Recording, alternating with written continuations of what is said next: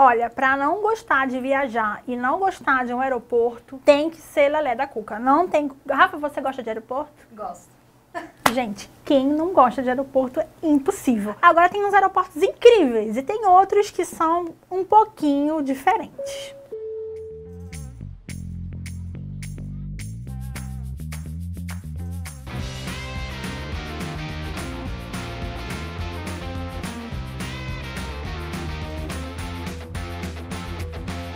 Desses anos eu conheci aeroportos incríveis, gigantes, aeroportos menores, né? E aí uma coisa que eu pude reparar foi que durante essa evolução que as aeronaves tiveram nos modelos, né, de diferentes conceitos, ideias e tecnologias, as aparências começaram a mudar, né? Então desde um Boeing 737, um Airbus A320, até a gente ter aeronaves com design fora do usual, como o B2, o F-117. E essas características, elas se tornam únicas, né? Como o chuveiro do A380, a corcunda do 747, e a cabine rebaixada do 757. Da mesma forma que existem características que tornam essas aeronaves únicas, exclusivas, diferentes, modernas, né? A gente também vai ter que ter essa adaptação para os aeroportos. Então o aeroporto é um lugar empregado de tecnologia, de característica que os aviões precisam, que operam ali. Então essas necessidades, elas são levadas em conta, claro. Aqui no canal, vocês já devem ter visto algumas séries de histórias de aeroportos que o Lito conta no Senta que Lá Vem História. Um deles muito interessante que se você não viu, precisa ver, é o de Lukla, no Nepal, onde foi construído, né, entre uma encosta de duas montanhas, ali no episódio 415, que eu vou deixar aqui em cima para vocês. Mas existem também, obviamente, outros aeroportos com construções e detalhes bem diferentes. E a gente vai conhecer um pouquinho deles agora. O primeiro que a gente vai falar é sobre os Gibraltar. Por exemplo, né, que por falta de espaço, uma estrada teve que atravessar as pistas do aeroporto, como a gente viu também aqui no episódio 403. Mas vocês sabiam que existe um aeroporto com uma linha de trem atravessando a sua pista principal? Não é qualquer pista, é a pista principal. Lá na Nova Zelândia, o aeroporto regional de Gisborne, vai na legenda, é melhor. Além da pista principal pavimentada, que tem 1.310 metros de comprimento, o aeroporto também oferece duas pistas de grama, destinadas a aeronaves leves, e a linha de trem Palmerston North. Gente, esse vídeo tá difícil de fazer hoje, porque eu vou te contar. É cada nome? Palmerston North Gisborne. Isso. Nunca causou problemas a operação, que é muito bem sincronizada entre os dois meios de transporte. Pequenas ilhas ou aquelas que têm um relevo montanhoso também são um desafio para a construção de aeroportos e acabam ocorrendo soluções um pouco, digamos, diferentes, fora do usual. Agora, outra que é incrível, é sem dúvida nenhuma o sonho de quase qualquer pessoa que ama aviação, é a Princesa Juliana lá no São Martin. É uma cabeceira que fica ali no finalzinho da praia, a poucos metros, onde os banhistas ficam ali tomando banho, tomando um negocinho e pum, passa o avião, né, com aquela jet blast dos motores, das decolagens. É uma coisa inacreditável, gente. Eu não posso morrer sem ir lá e você também não pode. Vamos marcar e fazer um encontrinho do Aviões e Músicas lá. Na Índia existe um aeroporto nas Ilhas Laquedivas, né, que é uma pista praticamente toda na largura da parte da ilha em que ela tá. Então imagina, é uma ilha com uma pista da largura da ilha. O aeroporto Agate tem uma pista de 1.291 metros de comprimento e permite que seja servida pela Air India Regional, com aviões de porte de um ATR-42. Uma outra ilha famosa por ter aeroportos de construção bem diferentes é a Ilha da Madeira, que pertence a Portugal, os nossos queridíssimos portugueses que prestigiam esse canal todos os vídeos. Com relevo montanhoso, a pista foi construída em uma encosta entre o mar e tinha 1.600 metros de comprimento. Com o aumento do número de turistas e um grave acidente que aconteceu lá com o Boeing 727 da TAP durante o pouso, a pista foi ampliada então para 1.800 metros. Olha aí a segurança da aviação sempre operando. Acontece uma coisa, a gente vai lá e corrige. E nesse caso eles ainda precisam de uma pista mais longa, né, para comportar aviões maiores, mas o terreno não permitia uma extensão. Então a solução que eles encontraram foi construir um prolongamento da pista sobre o mar, né? Então a pista original ficava 50 metros acima do nível do mar e eles foram colocando sobre 80 pilares. Olha só que incrível. Foi tão incrível essa solução que eles acharam que recebeu o prêmio de estrutura de destaque em 2014 pela International Association for Bridge and Structural Engineering.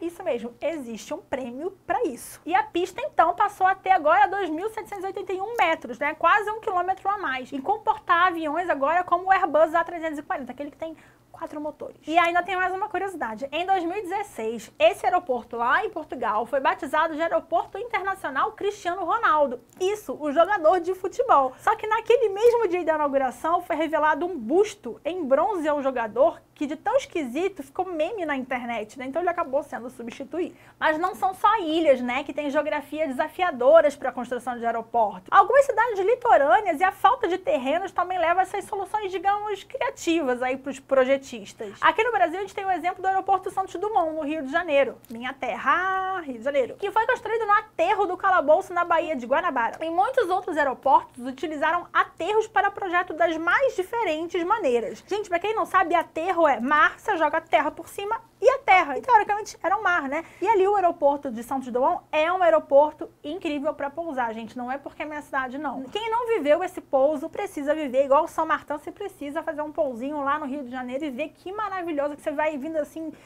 Ai, gente, enfim, é uma loucura. Um outro aeroporto que mereceu tanto destaque, que teve um vídeo aqui no canal, o Panda Betting fez o livro, o aeroporto de Kai Tak, o antigo aeroporto lá de Hong Kong, que em 1925 também foi construído sobre um aterro, né, na Baía de Hong Kong. E essa pista era quase perpendicular ao litoral, que era montanhoso, tá uma loucura, gente. Vai lá e assiste o nosso vídeo, compra o livro do Panda que vocês vão entender do que a gente tá falando. E aí, nesse caso, né, fazia com que a aproximação viesse voando paralelo ao litoral e fizesse uma curva de 45 graus sobre a cidade. Essa solução, ela pareceu adequada na época, né, por conta dos lentos aviões a pistão, então eles não causavam uma esteira de vento muito grande. Eles eram velozes, mas essa manobra ficou bem perigosa, não sendo rara a colisão de motores da aeronave com o solo durante o pouso. O aeroporto de Kai Tak foi desativado em 1998 e um novo aeroporto, Shep Lap Kok, foi construído também em um aterro e você pode conhecê-lo também aqui no canal no episódio 389. Vocês estão percebendo que o Aviões e Músicas é uma enciclopédia, né? Qualquer coisa que você procurar tem aqui.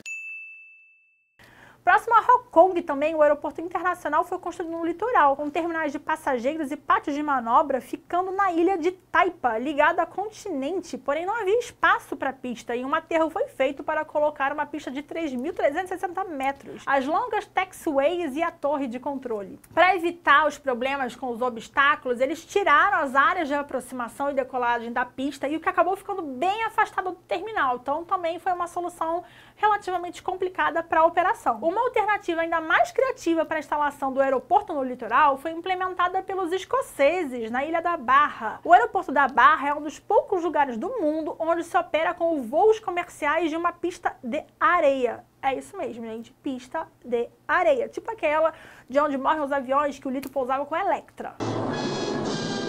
O aeroporto localizado na Baía de Trademore é formado por 3 pistas em triângulos, né? E elas são marcadas por postes permanentes de madeira em sua extremidade. Imagina só, gente, a aviação que é uma coisa tão moderna com poste de madeira, né? Direção 25/07, 29/01. Então isso quase sempre permite que os aviões eles pousem contra o vento, que é o esperado mesmo. Aí vejam só, sabe o que vai fazer que o banhista seja evitado de ser atropelado por um avião? Porque imagina só, ele tá lá com a canguinha dele, tomando um sol, bababá, bebê, bebê, de repente passar um avião. É só umas plaquinhas, gente, uns beguetinhos ali que fica, que evita, só, aqui você não pode botar tua canga. É tipo isso. Agora, se a maré subir, o que sobe, essas pistas então ficam submersas, né? Tornando a decolagem e a aterrissagem completamente impossível, perigosa. E aí a forma que os horários do voo vão variando conforme a maré, veja bem, olha só. Então, ó, avião, você não vai poder pousar agora não, viu? Porque a maré tá alta. É tipo isso. Então, gente, os funcionários dos aeroportos, eles ficam monitorando cuidadosamente os ventos e as marés, porque só pode liberar a operação quando tem certeza absoluta, 1000%, que a pista não vai ser invadida pelo mar. Você achou que o absurdo acabou? Não! De vez em quando esse aeroporto precisa operar de emergência de noite. Como não tem luz, não tem nada, sabe o que eles fazem? Eles botam os carros lá, liga os faróis para botar ali em frente à faixa refletiva e é isso, é assim que vai sinalizar a pista. A Loganair opera voos regulares utilizando o DHC-6 Twin Otter, ligando a ilha da Barra com a cidade de Glasgow. Agora eu só fico pensando, o pessoal lá do Lito, né, da manutenção, tendo que fazer, né, a manutenção preventiva, preditiva de um avião desses que fica parando ali na água salgada, maresia. Ai, gente, Deus me livre, coitada dessa família. E não são só as características de construção que fazem o aeroporto ser, digamos, diferente. Existem também alguns que fazem uso único de suas instalações. O Aeroporto Internacional de Bangkok é um desses. Normalmente os jogadores de golfe ficam preocupados ali em evitar os lagos, os bancos de areia, né, essas áreas fora do limite que atrapalham o jogo deles, mas nesse caso eles precisam evitar são os imensos aviões de passageiros. Exatamente. O campo de golfe Catarates está situado entre duas pistas do Aeroporto Internacional de Don Muang em Bangkok, onde os jogadores de golfe dão a tacada inicial apenas a 20 metros dos jatos de passageiros e partem poucos minutos depois. E realmente esse é o sonho de qualquer spotter. O seu, Rafa? Sim. Jura?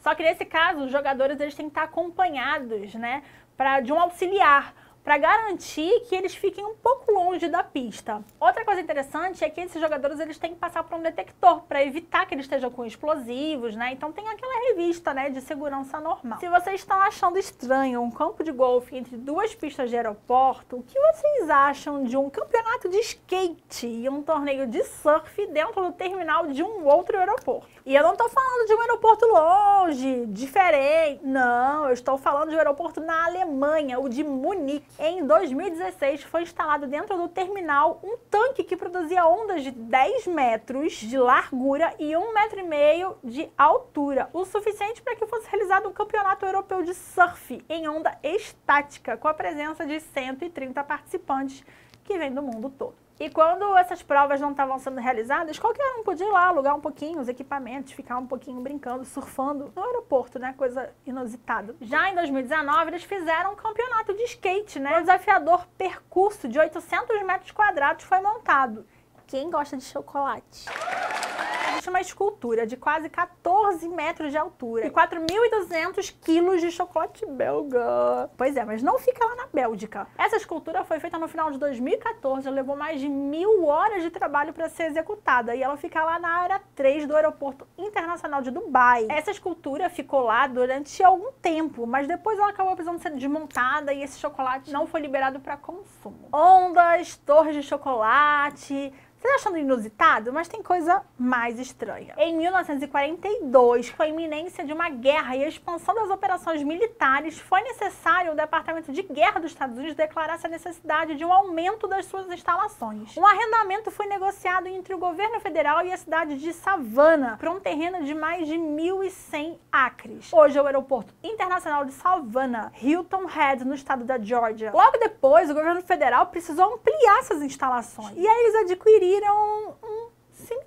um cemitério familiar particular pertencente à família Dodson. Acredita-se que esse cemitério familiar continha mais ou menos uns 100 túmulos. Hoje só tem 4 lápides restantes lá, né, que são uma homenagem aos proprietários, né, da antiga família Dodson. Ele fica localizado na parte oeste de onde é o aeroporto que existe até hoje. E esses túmulos, eles estão até hoje embutidos, né, numa pista ativa de mais de 2.850 metros. Existem muitos aeroportos que os aviões passam sobre estradas, avenidas, né, durante o táxi ou até mesmo decolagens e pousos. Mas quem já viu uma ponte passando por cima dos aviões taxiando? No Aeroporto Internacional de Denver, que eu já fui algumas vezes e eu ficava lá tirando fotos, essa interligação entre os dois terminais é feita por uma passarela de pedestres de 111 metros de comprimento, que passa por cima das duas taxiways. Essa paralela é toda envidraçada, permitindo que todo mundo que está ali embaixo veja as aeronaves passando. Bem legal, hein? Outro aeroporto é o aeroporto fantasma de Nicósia, no Chipre. Isso mesmo, um aeroporto fantasma. O aeroporto de Nicósia fica dentro dessa zona, também conhecido como linha verde, e seu acesso ao público é fortemente restrito. O terminal se encontra de forma que foi abandonada em 1974 e os últimos voos de linha aérea comercial saindo do aeroporto de Nicósia ocorreram em 1977, sob autorização especial da ONU, quando 3 das aeronaves restantes do Cyprus Airways, paradas lá desde a invasão de 1984, foram recuperadas pela British Airways e levadas então de volta para Londres. Uma última aeronave da Cyprus Airways, que não estava em condições de voo em 1987, continua parada no pátio do aeroporto,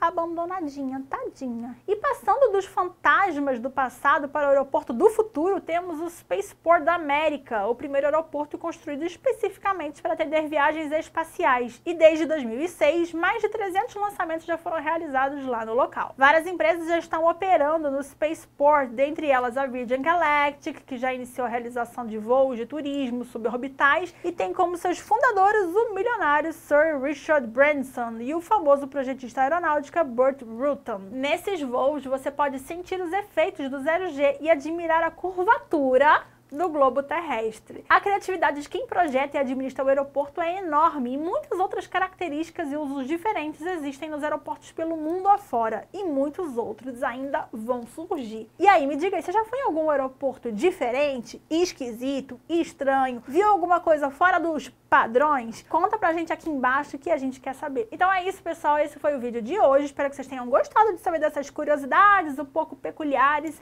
e eu vejo vocês no próximo vídeo.